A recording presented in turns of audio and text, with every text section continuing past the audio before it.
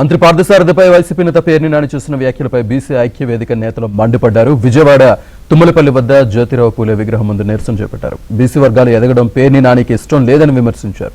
ఏపీలో కాపులు బీసీలకు మధ్య చిచ్చు పెట్టాలని చూస్తున్నారంటున్న ఏపీ బీసీ ఐక్య వేదిక అధ్యక్షుడు మారేష్తో మా ప్రతినిధి Prasad face to face.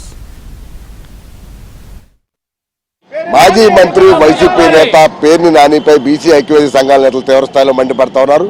BC మంత్రులను బీసీ నాయకులను అవమానించే విధంగా పేర్ని నాని చేస్తున్న వ్యాఖ్యలపై తీవ్రంగా మండిపడుతున్న పరిస్థితి. విజయవాడలో ఈరోజు నాని వ్యాఖ్యలు నిరసిస్తూ మహేష్ ఆధ్వర్యంలో బీసీ ఐక్యవేదిక సంఘాల నాయకులు నిరసన చేపట్టారు.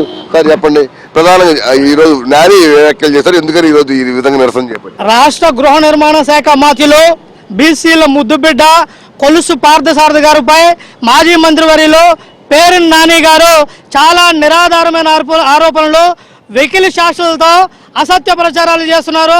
బీసీల ఆత్మాభిమానం దెబ్బతినేలాగా మాట్లాడినటువంటి పేర్ని నాని గారు వ్యాఖ్యలు ఉపసంహరించుకోవాలి.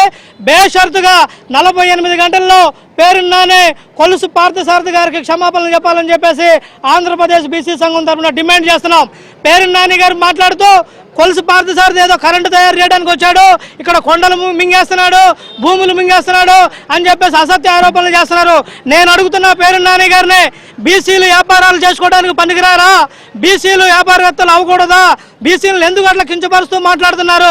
ఎందుకంటే ఇవాళ కొలుసు పార్థసారథి గారు నూజివేడు నియోజకవర్గంలో గత 40 సంవత్సరాల తర్వాత స్వతంత్రం వచ్చిన తర్వాత మొట్టమొదటిసారిగా నూజివేడు దొరల కోటలను బద్దలు కొట్టినటువంటి చరిత్ర బీసీల ముద్దు బిడ్డ కొలుసు పార్థసారథి గారిది.